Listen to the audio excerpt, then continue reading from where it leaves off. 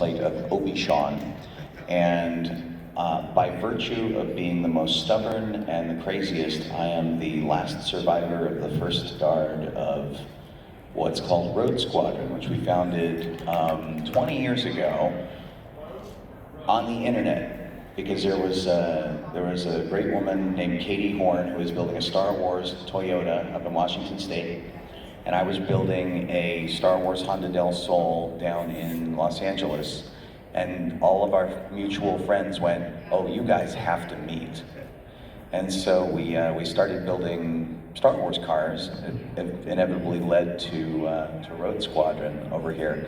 So going through 20 years of history would be long and boring and strange, so I have decided to err on the side of showing you cars through the years. Now, right now, we mostly organize on Facebook. We've got a group of about 120 builders right now who are all doing something to their cars. Now, unlike the 501st or the Rebel Legion or other fan groups of its type, because what we do is considered art, we don't want to put any guidelines on what somebody might want to do to their vehicle. But we found that they fall into three particular types. Type 1 is a tribute car. It's a car that may say Star Wars right across it. It's got lightsabers on it, things like that. It's somebody showing their love for Star Wars in whatever way they choose graphically on their car. The fanboys van kind of falls into that category. Then we have what's called a character car. So somebody might really like Boba Fett, somebody might like Stormtroopers or Darth Vader. They make their car look like that. And so we'll have our guys, if we've got a Boba Fett car down below, we've had several cars in our group that have had wraps put on them to make them look like Boba Fett's armor. And you could even apply that to some of the more, quote-unquote official cars that maybe Mattel does, like the Darth Vader car and things like that. So that would be a character car. And then we have what we call car fighters. Car fighters are the cars that try desperately to look like a spaceship. And while none of us can actually fly, we have guns, we have, radar dishes and wings and like everything we can do, because we, as fans, want to fly spaceships. So we try as hard as we can. So those are the three categories. And I'm gonna show you a really quick video that kind of encapsulates where we've gone in 20 years.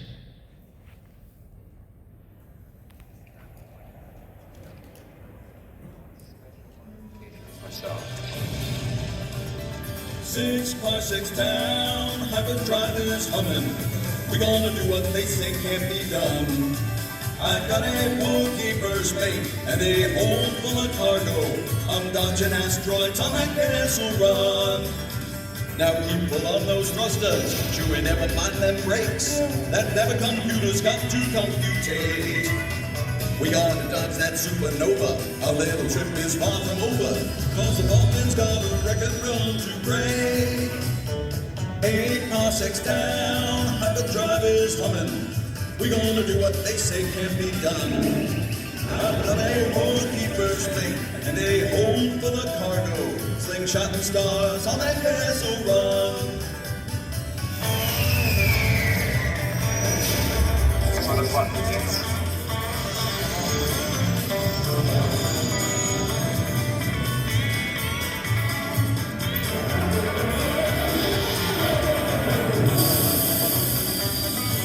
I got a bad feeling about this.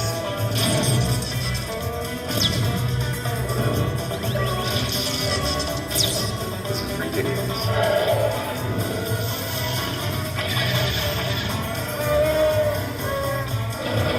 Don't get excited.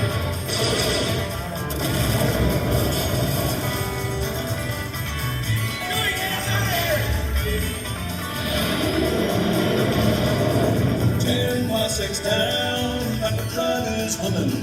We gonna do what they say can't be done.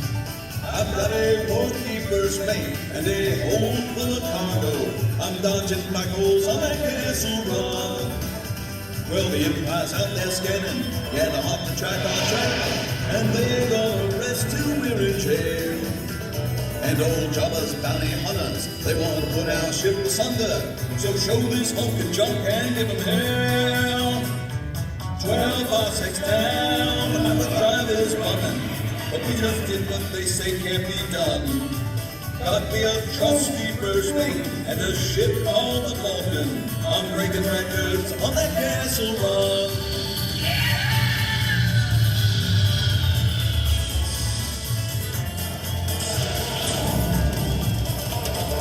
The fastest movie dog in the galaxy.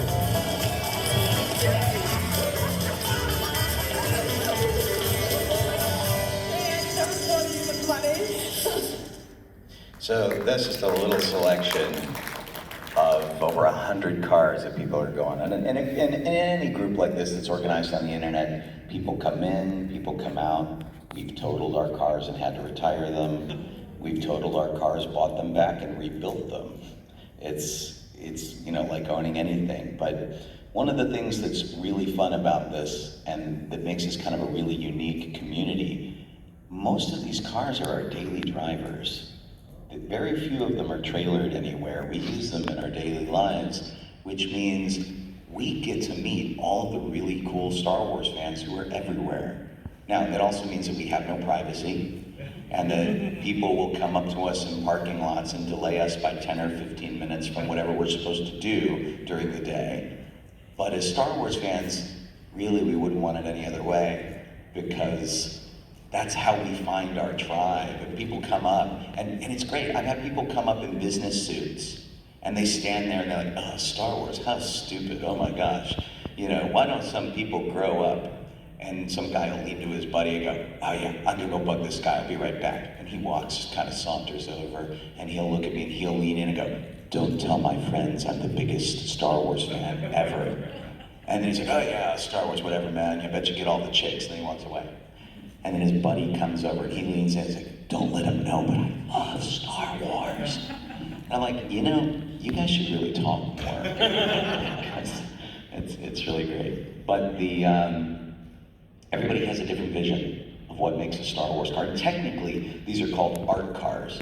And if you ever see an art car parade, sometimes they're really crazy. I know a guy who built a cathedral on top of a hearse and drives it around and calls it Car-thedral. I know a lot of people who build Mad Max style cars and go to something called Wasteland Weekend. It's like Burning Man for Mad Max fans. And they chase each other around the desert in cars with spikes all over them. Yes. Everybody's got a fandom, you can do whatever. And if you looked carefully here on the on this whole thing, you'll notice that it wasn't all entirely Star Wars cars. We have Star Trek. We've got people who turn their car into the TARDIS. There are Dalek cars. Whatever your fandom is. My wife won't let me turn her car into Serenity for Firefly yet, but I'm trying. That's her fandom. And so we had a guy who turned his Prius into a Starfleet shuttle, but he's like, I feel weird. You're like a Star Wars group. And it's no, we're kind of an everything group. So we kind of let everybody in, and why limit yourself, right? So I think what we'll do here, we've all got our background stories on building our cars, and so do you guys mind if I start with mine, and then we'll go down the list? We certainly have many more cars that are in my display here than the folks who are up here. One of our guys is probably in the Mandalorian panel right now because he was tapped last night from Lucasfilm to drive Jon Favreau in his car, and we don't think he actually got to do it. I think the weather knocked him out of the running, but if I were Lucasfilm, I would have given him passes to the panel. So we'll talk about the people's cars who didn't make it here for whatever reason, and our folks here who are doing their builds, we'll talk about their cars. I'll start with mine. This is my second one. It's a Nissan 350Z, and we call it the Z-Wing. It replaces the Honda Del Sol that you saw on the slideshow, which I drove for 15 years and 250,000 miles. We went to several celebrations, including Celebration 3 and the 2 in Orlando. We had it at Anaheim, we had it in Los Angeles, we did Celebration 4. It's been all over the place. And we racked up all sorts of crazy miles. And pretty much every person up here will tell you, whatever pictures I've chosen in here for the slideshow are not the most current. because we're always working on our cars. It never ends. You are fixing, you're tweaking, you're expanding on, you're making all of these changes to make it bigger and better or cooler or more structurally sound, and in a very rare occasion, to make it more legal for street use. Every once in a while, I will get pulled over by Los Angeles Police Department, and 90% of them want pictures with the car. They just want to say, hey, look who I pulled over. Occasionally, they're a little snide. The California Highway Patrol likes to pull alongside me on their motorcycle and talk about the car, and they inevitably ask me when I'm going to make the laser cannons work. And I said, well, I thought you guys would frown on that. He said, no, they should shoot fire. Like, really? Well, okay, so Officer 8537 said I could shoot fire, right on. I have 2 cannons on my hood, which I'd very much like to shoot paintball. But the problem is I know I'd use them in traffic. Some guy cut you off, big splats of yellow paint across the back of the car. But when the police pull me over, some of them are embarrassed, and so I've got a lot of fix-it tickets from officers because they felt like they had to issue me something. Oh, you have those Han Solo dice hanging from your rearview mirror, you can't have that, that's illegal. Oh, but you know that they're Han Solo dice, so you must be a fan. Oh yeah,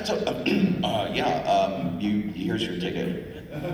I've had officers' partners apologize for me. I'm sorry, he's such a big Star Wars fan, but he feels he needs to write you this ticket. And then the customs guys near Los Angeles International Airport, where I live, they will pull me over, and I'll say, okay, I know I haven't done anything to warrant being pulled over by you guys. I said, oh, I don't know. You're obviously from off planet. You could be smuggling things in. We're gonna need to look at your car. So it's really just kind of a weird existence. In my case, when I built my very first car, the Honda Del Sol, I purchased it expressly because I knew I could make it look like an A-Wing starfighter. I did the same thing when I bought the 350Z. I had been costuming so much as Obi-Wan Kenobi for kids' charities that I decided to build Obi-Wan's starfighter from Episode 3. So most of the influences on this are taken from that, the color scheme, the panel design, things like that. Inevitably putting the engines and things on the back. But almost universally, the people who do this to their cars don't have a ton of money. We're not, incredibly rich people, or we'd all be doing this to like Teslas and really crazy cars, Mercedes. I really want to do one to a Mercedes, just to freak people out. But, so in my case, I do what they did in the original Star Wars film. I kit bash, and I go and I find parts that look approximate to what I want, and I add them to the car. So in this case, if you look at the picture of my car next to the Blue Angels here, you can see the wheel covers. The wheel covers for my car on the 18-inch sport wheels run about $1,000 a set if you want moon racing discs. They're just aluminum discs, they're nothing fancy. So I went out to Amazon, I spent $3 a piece on pizza bands, and I mounted them to my car. And so if I bang it on the side of the curb and damage it, I'm out maybe a half hour of my time at about $3 or $4, which is a lot better than $250 a wheel. The guns are baseball bats, the engines used to be flower pots, now they're trash cans. I've gone from plastic to metal. But everything on the car is street legal. It's all been checked out with the Los Angeles Police Department and the CHP. And if I get pulled over, it's really just because they want bragging rights and to take a picture. And so I put them behind the wheel and they get to take their pictures. It's a lot of fun. But having done this for 20 years, it's really funny because this is what I've become known for, regardless of my other accomplishments in fandom. You're that car guy, which is funny. And so, we all kind of make it work. And let's see who's next. This is the car that was going to pick up Jon Favreau this morning. This was Brian Jarigas. Brian, we had a really hard time getting him into the show because he doesn't do a lot of social media. And so he missed the last celebration because we couldn't get a hold of him. And this time he finally made it in. And so he's kind of like riding the wave of being one of the newer cars and enjoying it. So he's just done a character wrap of characters of Boba Fett specifically on the car. But if you look carefully at the grille, he's done a lot of custom laser cutting and welding and things like that to convey the sort of Mandalorian motif that he wanted to do.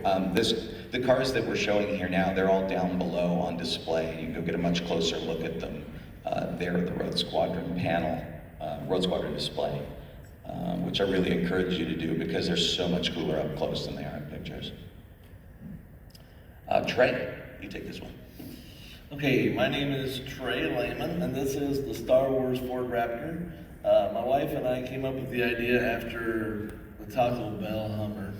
So any of you that's been around since I had the Taco Bell giveaway, I saw the Hummer and I said, I want to do a truck someday. So I wanted to do just a Ford F-150, then they came out with the Raptor 2009, 2010. I talked her into letting me get one because I got Han Solo in the bed of it. That's a part of the deal.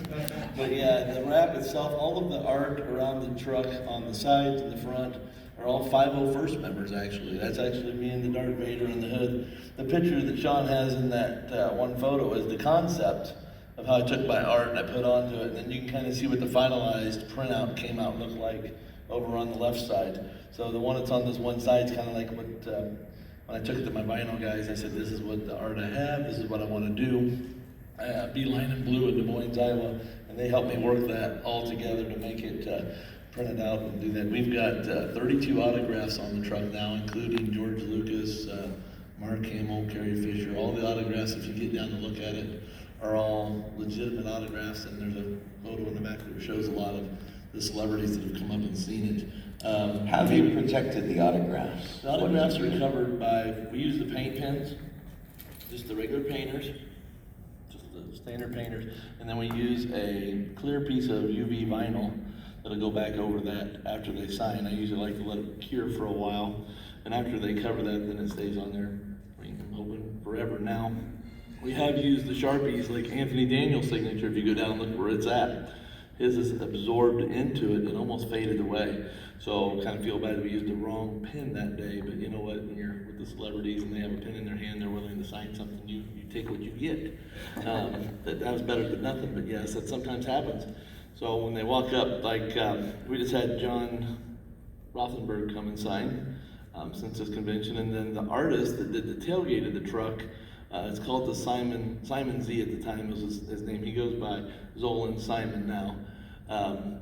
But he created that saga print that's on the back, 1 through 6.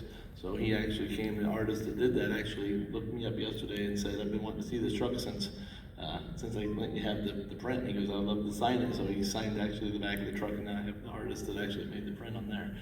So, but, yeah, go ahead. Question, what does it cost to get the vinyl to wrap an entire truck? The vinyl on that, for the whole entire truck was about $3,200, and that was installed. That's a pretty good deal, It's actually. not a bad price. For Yeah. most people, I mean, I might have got a little bit better deal than some. I went to my vinyl people, and I wasn't sure who I was gonna be using, so I walk in and they go, hey, here, let's go downstairs and talk. I'd like to show you our printer. It's the Death Star. And I said, oh yeah, you're just talking Star Wars with me. We walk in, on the door, the Death Star. And we walk in and they have the print that I wanted to use for my tailgate. It's 16 foot long by 6 foot tall. The entire wall is the print that was on the tailgate of my truck. And I said, I think I'm at the right place today to get somebody to do this with me, the project, because they were so excited to have the opportunity to do it. I'm sure I saved some money, and they put a little extra love and attention into it. There's some detail on this that I don't think that other vinyl people may have put into it. They've done a fantastic job with it. I can't complain about it. And one of the things that I kind of wanted to point out, and you can certainly guess by looking at it, the Raptor is not an inexpensive vehicle. It's a limited edition vehicle, and so by doing something like this with vinyl, if you have a car that you want to maintain the value of, or you currently have a bank lien on, the bank gets real upset when you do this to your car, by the way, just in case you wondered. If you're still paying off a loan, this is a really good way to do your car because it's completely reversible. Until you start drilling holes in your car, like some of us do because we're nuts, you can maintain the value of your vehicle so that if you do want to sell it later on, you can. Yeah, that would completely peel off. We could peel it off and it would be the exact color of the truck. Like the roof of the truck is still the original black metallic look into it, so it could come off there. I would not want to have to take it off anytime soon. No, well, and we get attached to our cars, as you can imagine. I still have my Honda Del Sol, even though it doesn't pass smog anymore, and I can't actually drive it. But I love it. We've had all these adventures. We've gone to kids' hospitals and schools and libraries, and military bases. We've done incredible cross-country trips and whatnot. And it's just, I don't want to give it up. It'd be hard to pass it away, exactly. Right. And then this is Nancy. You want to talk about Nancy? I'll talk about Nancy's real quick. This is the BB-8 Beetle. This is our second car. After we created the Star Wars Raptor, we were coming home from The Force Awakens, and she goes, I want to create a car. And I said, well, what kind of car do we want to make? And she's like, I want a little BB-8. I go, what car would you use? She said, a Beetle. She goes, we'll take a Volkswagen Beetle and make the body all look out like BB-8's body, and then we'll put a robotic head on top to make it spin around. The dome that's on it on the left side here is actually the top of the display at Walmart when you bought the Blu-ray disc for The Force Awakens. If you're in Walmart and you shopped and you saw that big thing on top, that's actually what that is, just the dome. And we bolted on the roof to drive down the road. And then when we get to shows, we pop that one off and put on the robotic head. The robotic head is quite a bit more expensive, so I don't want to lose it, but it spins. It's got an Omnibot in it. It can go in any direction and spin in any direction, but I do keep it inside of a controlled atmosphere because I'm not very good at running the remote, and I know as soon as I'd hit forward, it'd go down over the hood and roll in the brakes. But it makes sound effects and talks, and all the lights and stuff blink. And Clay Cardwell out of Omaha, Nebraska took and programmed all of the programming for me inside of exactly from the movie sequence programming. So the droid builders around here, give them big props because those guys dig into this stuff. And if this light's supposed to blink at this time, it does. And they research this stuff down. If it's 6 seconds between blinks, that's what it does. And I really appreciate that extra effort they put into all of the droids that they build. And then this is just a cherry on top of our little cake over there. And that little R2-D2 happened to be at Celebration. The little one, yeah, the small little R2-D2 beside the car. He came over and I said, I gotta have your picture beside it. It's the only one I know that would be comparable. Right. So yeah, and Brian Herring, he autographed the back of BB-8. If you walk around it down there, you'll see where Brian Herring wrote "Keep on Rolling." He's the puppeteer credited with the Bane BB-8 for Force Awakens. So, thank you.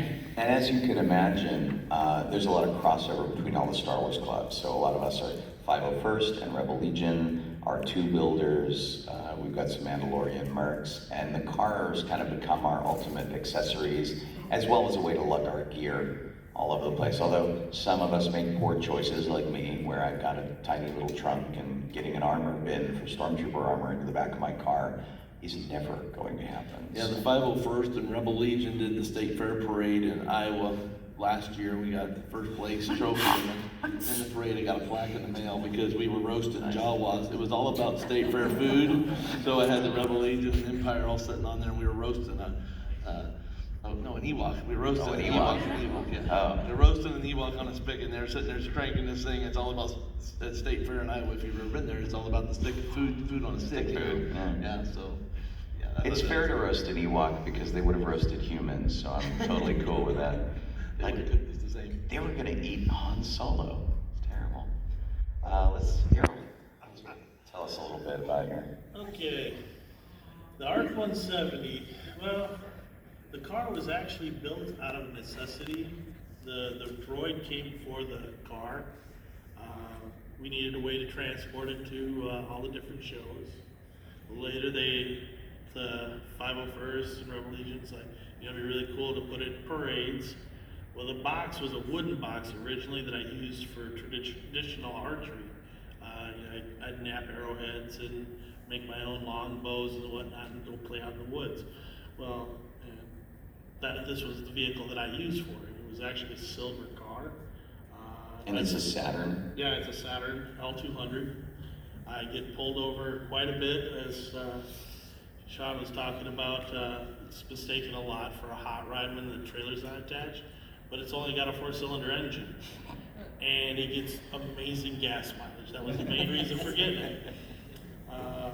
The trailer is on its second phase now. It's an aluminum box that I welded together 3 years ago. A friend of mine owns a machine shop and knows that the charity work that I do, and knows that I'm a qualified machinist. I got the skills through the military. I also learned electronics while I was in the military.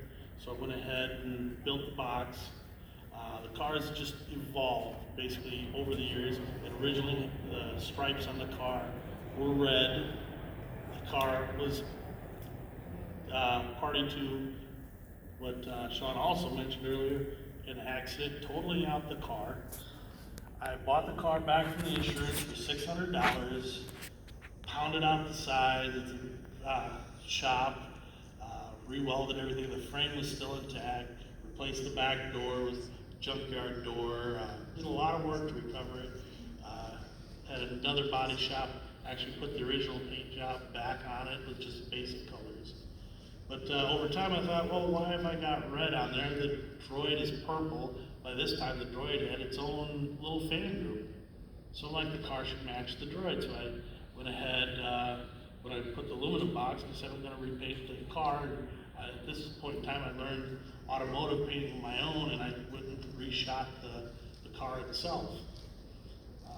Then this year we moved to the interior. As you can see, the cascade of many lights. We watched him do this on the Facebook group. It was kind of out of control. It was phase after phase, each box, testing each one out. I sourced out everything. I built the boxes for all the consoles myself. There is well over 200 lights, switches, and buttons and LEDs in there. It took 2 months just to do the soldering. My daughter in the back of the room, you're recording this, was actually the one that did the soldering. I just went through and inspected the joints afterwards. And it takes you about a minute and a half to get them all lit. Oh yeah, everything, yeah, the buttons and switches all activate. But this is only the first phase. Those buttons and switches are now going to be added to a sound system to make it all interactive, give sound effects to the vehicle. I have a 350 watt amplifier with 2 stages, so I can put it in stereo. And I'm going to light up the front phasers with what they call angel eyes. You ever see cars running around with rings around their headlights? Those are called angel eyes. I found a source to get 2-inch ones that'll fit down into the barrel of the guns. So we're going to light them up, and I'm going to use, I went out and sourced out what they call a wigwag circuit, which is what they use in squad cars to alternate their headlamps left and right. And I can adjust the speed to make it flash faster. That's cool. Does that do high-low beams? Let me pop it to Tom here. Wrap up. Okay, the other thing is I can remove the back gun, and it carries my second droid, which is now on the floor with the car, C0K3, which is my wife's robot. Today, this show is the first time she's ever been out in public. Yeah, it was really funny to watch them come in completely covered in tarps, because when we loaded all our cars in, it was sleeting outside. And droids don't like wet for some reason, I don't know why. This is the Fanboys van that's on display downstairs. You really ought to check it out, especially if you do recall the film. It is a really faithful reproduction. In Los Angeles, we're trying to restore the original ones, but this one came together much faster and is probably much more mechanically sound. Andy says all the rest tapes will play. Yeah, he's got all the rest stuff. Black One is there as well. They came out from California doing a Poe thing. Anna and Tom didn't join us, but they also did some cool vinyl on their cars. But Tom drove out from Los Angeles. He is the car for which I am frequently mistaken. I saw your car. No, that was Tom. And so we are now living each other's lives, I think. So this is what it looked like 2-3 years ago. Originally it started off with, it was a nice, perfectly blue, perfect looking sports car, and after a 16-18 hour work day, I had pulled into my carport a little too tight and scraped up the entire passenger side on the concrete post. So while I had wanted to keep it as a beautiful looking sports car, at that point, I figured as soon as I pay it off, I may as well have some fun. And that was in just about October 2010, so it'll be coming up on 9 years I've been working on this on and off. the original paint job, there was a photo of it earlier and during the song, just airbrushed all the panels on. And that looked good, it was just black lines, and from a distance it looked okay, but it wasn't really working for me. So I was out of work for about 4 months a few years ago, and I needed something to do. So for about 5 to 7 hours a day, 6 to 7 days a week, I was cutting plastic and applying all of those armor panels that are there now. So it took just about 800 hours averaged out. So, and it was a bit of fun. Once I started, there was no way to really stop until it was finished. But each one of those is hand cut and applied with JB weld. I used magnets to hold it onto the body and conform the plastic. It's just normal styrene plastic. You could get the stuff from styrene shops, or if you just wanted very small pieces, you could get it from a local hobby store, for example. Out in LA where I am, I'm fortunate to be near a plastic supplier, so I could get 4 by 8 foot sheets of it at a time. The droid, he's the second one that's in there now. Early on when I had that airbrushed work, I didn't really want to smash the back glass out, and I was really worried about how I was going to do things. So I had a yellow dome that was riding on a cardboard prototype of what's there now underneath the glass. And finally it was time to step up the game and smash the glass out and build a proper droid trench for the X-Wing. On the back of the car there, you'll see there's 4 stripes, that's 2 per wing. This is the second car I've kind of done this to. The first one was a Chevy Corsica back around 2000, and I had actually found Katie Horn's website, but I didn't know about Sean at the time, so I took inspiration from what she was doing. So that was going to be Red 1, and I was living in Connecticut at the time, and winter hit while I was working on it, so I had to stop for a while. And I had gone over to a buddy's house late one night, and I got to the door across the street, and all of a sudden from behind me I hear, bam! And a lady had come around the corner nearby a little too fast wide with beer cans in the front seat, and she basically knocked that car into a telephone pole. So had I been in that car 10 seconds earlier, I would have also been in that telephone pole as well. Not be building Star Wars cars. Yeah. Now, so, the one thing that's not on here is you can't see his latest additions, which have been going over several celebrations, which include replacing the entire back end with an X-Wing style back end. yeah, so the droid trench that's there right now, that was made out of aluminum and Bondo, and it had to weigh 30-40 pounds easy. So just recently I've started learning to work fiberglass, so I replaced that.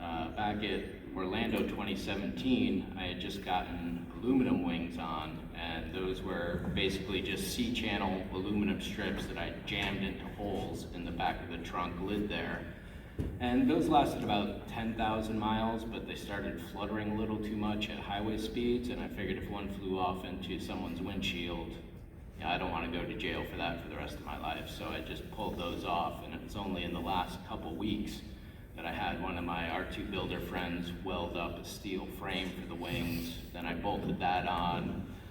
There's now the X-Wing aft end cowl that's on there, which is bolted on top of that, and then the wings bolt onto some struts.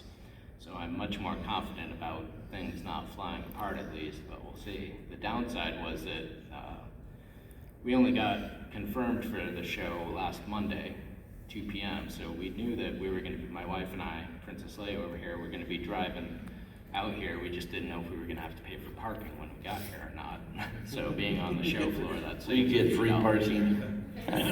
Actually, the thing that's really nice about parking on the floor is that you have a like command center to work the whole convention.